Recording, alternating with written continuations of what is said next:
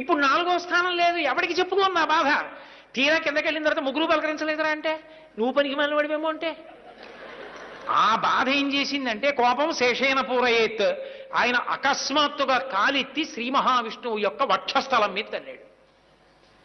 ఇది వెంకటేశ్వరావతారం కదలడంలో ఉన్న మహత్తరమైన సందర్భం. ఇప్పుడు పరిపాలకుడు విష్ణువు అని నేను మీతో తరచుగా చెప్తున్నాను, స్థితికారుడైనా అని. పరిపాలకుడికి ఉండవలసిన లక్షణం ఏమిటో తెలుసా అండి? ఒక్కొక్కసారి వంగాలి. ధనస్సు ఎదుటి వాటిని కొట్టేటప్పుడు వంగుతుంది. వంగింది కదా అని మీరు అనుకున్నారనుకోండి, పొరపాటు, అది కొట్టడానికి వంగుతుంది. సముద్రం మీ కాళ్ళు తనొచ్చి కడుగుతుంది. నా కాళ్ళు సముద్రం కడుగుతోంది కదా అని లోపలికి వెళ్ళారనుకోండి, ఉపచారాలు చేస్తుందని ప్రమాదం వస్తుంది. పరిపాలన ఎందున్న వాడికో లక్షణం ఉండాలి. అవసరాన్ని బట్టి సహనం పాటించాలి. ఏమీ చేతకాని వాళ్ళ ఊరుకోవాలి. ఆయన చర్యలు ఆయన ఎవరో నిరూపించాలి. తరచుగా ఒక ప్రఖ్యాతి చెందిన క్రీడాకారుడు అంటూ ఉంటాడు, నేనేమిటో నా బ్యాట్ చెప్తుందంటాడు, ఆయన ఏం మాట్లాడు. అలా తను తన చర్యల ద్వారా నిరూపించాలి. అందుకని ఆయన ఏం అనలేదు. ఆయన గబగబా లేచి వచ్చి భృగువు కాళ్ళు పట్టుకుని అన్నాడు, వజ్రాధృణతరం విద్ధి.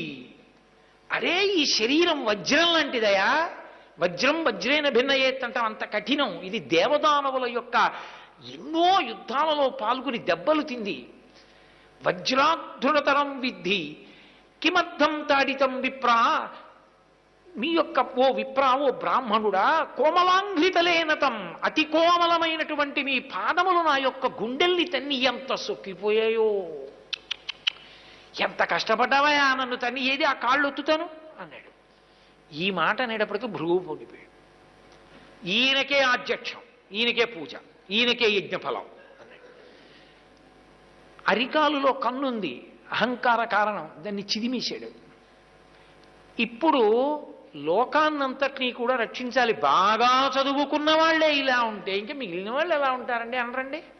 మీరు స్కూల్కి వెళ్ళారనుకోండి, టీచర్ గారిని భారతదేశానికి రాజధాని ఏదని చెప్తున్నారో అన్నారు అనుకోండి, అయ్యో తెలియకపోవడం ఏంటంటే హైదరాబాద్ అని చెప్తున్నానండి అన్నాడు అనుకోండి, ఇంకా ఆ స్కూల్లో పిల్లలు ఎలా చదువుకుంటారో అడుగుతారా? అయ్యి బాబోయ్ ఇది ఏమిటంటే ఇక్కడ ఉపాధ్యాయులు ఎలా ఉంటే ఇంకా స్కూల్ ఎలా ఉంటుందండి అనరు. ఇంకా క్లాసులోకి వెళ్ళడం ఎందుకు ఇన్స్పెక్షన్కి? కాబట్టి ఆయన ఏం చేశాడంటే వెంటనే లక్ష్మి కదిలింది, దయ కదిలింది, దిద్దాలి వ్యవస్థని.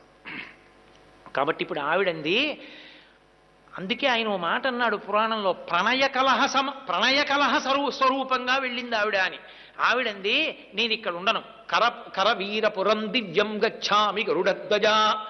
నేను ఉండే స్థానాన్ని ఒక బ్రాహ్మణుడు తన్నాడు, నువ్వు కాళ్ళు పట్టావు, కాబట్టి నేను వెళ్ళిపోతున్నాను అంటే. నిజంగా లక్ష్మీదేవి అలా ప్రతి చిన్న కారణానికి శ్రీ మహావిష్ణువు మీద కోపం వచ్చి ఎక్కడికో అక్కడికి వెళ్ళిపోతున్నాను, ఇక్కడికి వెళ్ళిపోతున్నాను వెళ్ళిపోయేదైతే ఆవిడకి లోకమాత ఇందిరా అని పూజలు ఎందుకు?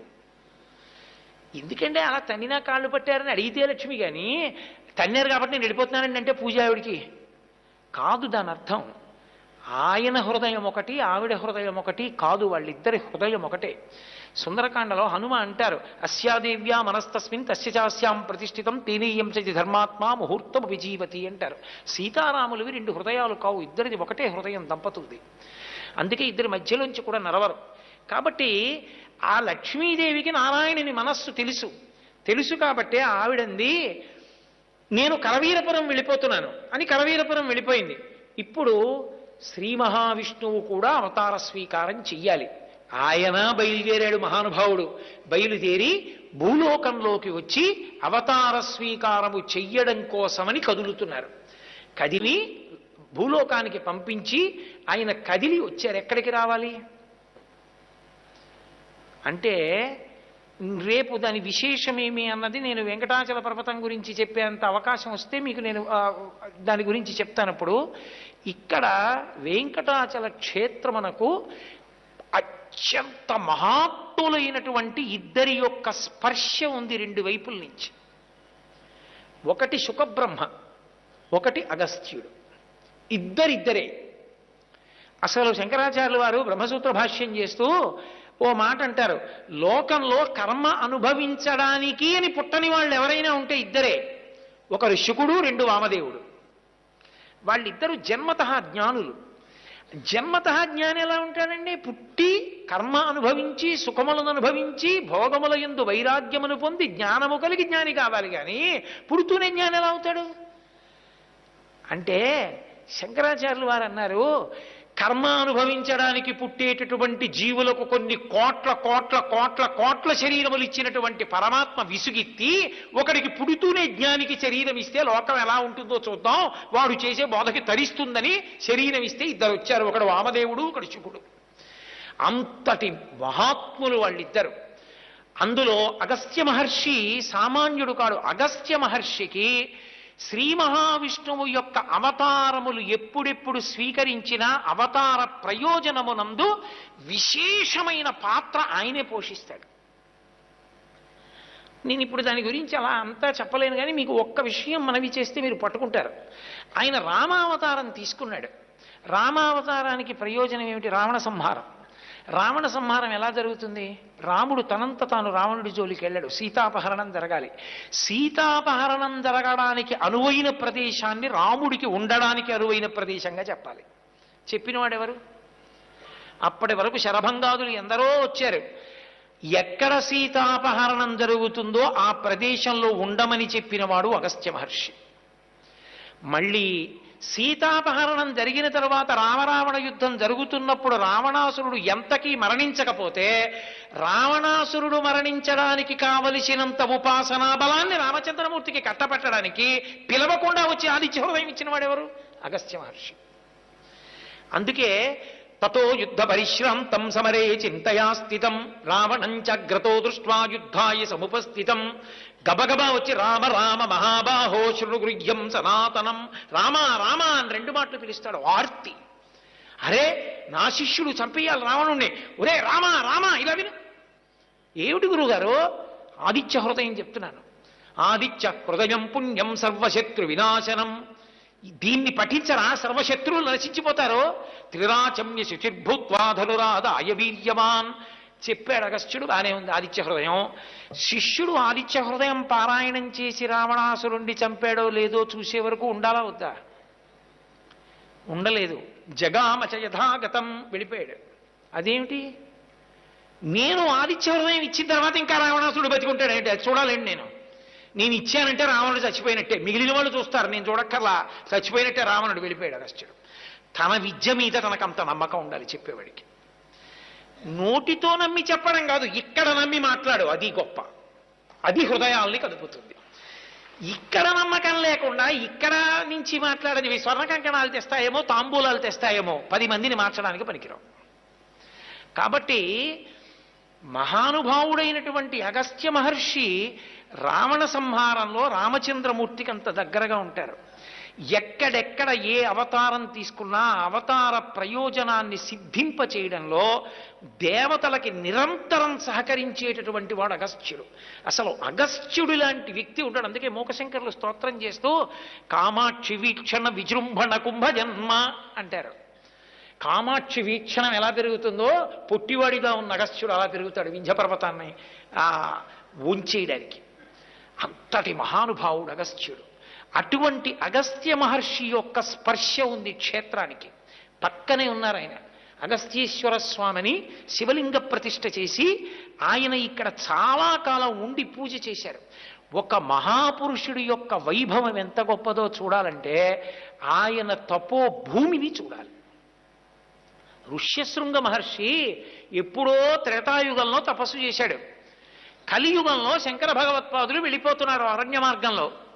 వెళ్ళిపోతుంటే ఆ తుంగా నది ఒడ్డున ఎండకి శోషించిపోతున్న ఒక కప్పకి నాగుపాం పడగలు పట్టి నీడనిచ్చింది. మనమైతే ఎంత విచిత్రం అంటే ఫోటో తీసి పేపర్లో వేస్తాం. శంకరాచార్యుల వారు అంతర్ముఖులై ఆలోచించారు. పరస్పర విరుద్ధమైన భావనలున్న ఆగర్భ శత్రుత్వం ఉన్నటువంటి కప్ప పాము కప్పకి పడగ పట్టి నీడ ఎందుకు ఇచ్చింది అని ఆలోచించారు. ఓ ఋష్యశృంగుడు తపస్సు చేశాడు ఇక్కడ. ఆ కారణం చేత ఇప్పటికీ ఈ తపశక్తి ఉంది. అందుకే ప్రాణుల మధ్య వైరం లేదు. ఇక్కడ పెడతాను పీఠం, సరస్వతీదేవిని ఇక్కడ నిలబెడతానని శృంగగిరి పీఠాన్ని అక్కడ పెట్టారు శంకరాచార్యుల వారు. అంటే ఒక తపశ్శక్తి, ఒక మహానుభావుడు ఉన్నటువంటి ప్రదేశం ఆయన తొక్కాడు అనుకోండి ఆ ప్రదేశాన్ని, ఆ ప్రదేశానికి అంత శక్తి వస్తుంది. ఆయన అక్కడ ఉన్నాడనుకోండి కొంతకాలం, అంత శక్తి వస్తుంది దానికి. అందుకే భాగవతంలో దశమస్కందంలో యశోదకి కొడుకు దక్కాడు కృష్ణ భగవానుడు. దక్కితే ఆవిడ ఒక పద్యం చెప్పింది, అది పోతన గారు లోకానికి అందించారు సందేశంగా. గత జన్మంబులనేమి చేసితిమో, యాగశ్రేణులేమేమి చేసితిమో, ఎవ్వరికేమి పెట్టితిమో, ఏ సిద్ధాశ్రమమునం త్రొక్కితిమో, ఇప్పుడు చూడగంటిమిచటన్ కృష్ణార్భకున్ నిర్భయున్ అంటుంది. జీవితంలో ప్రయత్నపూర్వకంగా పరమేశ్వరుడి గురించి విశేషమైన తపస్సు చేసిన మహాపురుషులు తొక్కిన భూమిని మన కాలుతో తొక్కాలి. కామకోటి పీఠాధిపత్యం వహించిన చంద్రశేఖరేంద్ర సరస్వతి మహాస్వామి వారు కూర్చున్నటువంటి కామకోటి మఠాన్ని ఎంతో మంది మహితాత్ములు తపశ్చక్రవర్తులై ఆ సింహాసనం మీద కూర్చున్నటువంటి శృంగగిరి పీఠాన్ని, భగవాన్ రమణులు తిరుగాడినటువంటి అరుణాచలం ఆశ్రమాన్ని, ఇలాంటి ప్రదేశాన్ని తన కాలుతో తొక్కాలి. వెళ్ళి తొక్కకపోతే ఈ కాలు ఉండి నిరుపయోగం. మహాత్ములైనటువంటి వారి స్పర్శ ఉంటే అది ఉద్దీపనాన్ని పొందుతుంది. అది అక్కడికి వచ్చిన వారికి మంచి భావములను ప్రసారం చేస్తుంది. రెండు, పరమేశ్వరుడి వలన జరిగేటటువంటి ఉపకారం ఎంతటిదో దానికి 1,000,000 రెట్లు భాగవత స్పర్శ చేత జరుగుతుంది. తపశ్చక్రవర్తులైనటువంటి వారు ఉన్న ప్రదేశాల్ని తొక్కితే అంత శక్తి. అందుకే చేత కాక ఉన్నాడా, అగస్త్య మహర్షి ఎక్కడ ఆశ్రమం నిర్మించుకుని ఉన్నారో అక్కడికి వెళ్ళి 6 నెలలు ఉన్నాడు. కళ్యాణ శ్రీనివాసం క్షేత్రం ఎందుకు వచ్చిందో తెలుసా? గురువు మాట శిష్యుడు ఎలా వినాలో నేర్పడానికి వచ్చింది. 6 నెలలు కొత్తగా పెళ్ళయిన వాడు కొండ ఎక్కకూడదన్నాడు అగస్త్యుడు. వెంకటేశ్వరుడు ఎక్కలేదు. నేనింక మాట్లాడను దాని గురించి. అది వెంకటేశ్వరుడు అగస్త్య మహర్షి అంటే. ఇక్కడ శుకబ్రహ్మ కళ్యాణమై వెడుతున్నాడు. వెడుతుంటే శుకబ్రహ్మ ఆతిథ్యం ఇచ్చి ఆయనకున్నది ఏదో పెట్టారు. దేవతలందరికీ కోపం వచ్చింది, మేము వస్తే ఇదా పెట్టడం అని. తన భక్తుణ్ణి రక్షించుకోవడానికి ఒక్క మెతుకు నోట్లో వేసుకుని కడుపు నిండిపోయిందని బ్రేవమని తెంచాడు వెంకటేశ్వరుడు. ఆయనే త్రేణిస్తే దేవతలందరికీ త్రేణుపు వచ్చింది. అబ్బో ఇంకేం వద్దు మాకన్నారు. శుకబ్రహ్మ స్పర్శ. పెళ్ళయిన తర్వాత అగస్త్యుడు, పెళ్లికి ముందు శుకబ్రహ్మ శుభలేఖ. ఇద్దరినీ తీసుకున్నాడు వెంకటేశ్వర అవతారంలో.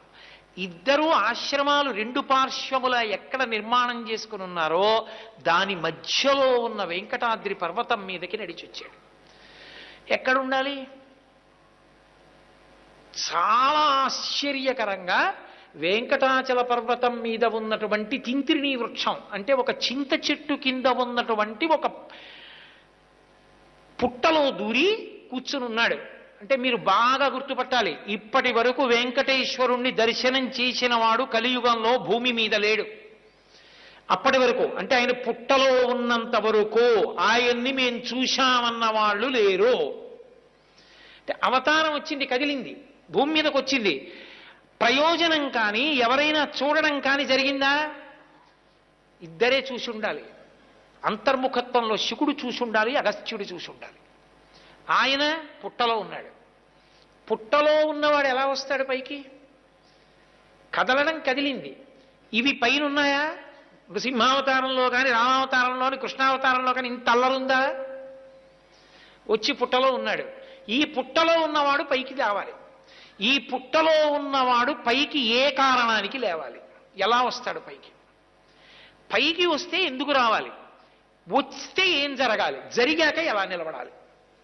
అప్పుడు ఈ క్షేత్రం అంత మహోత్కృష్టం ఎలా అయిపోతుంది? ఈ విషయాల గురించి రేపు సాయంకాలం 6 గంటలకి మళ్ళీ ప్రారంభం చేసి మీతో మాట్లాడతాను.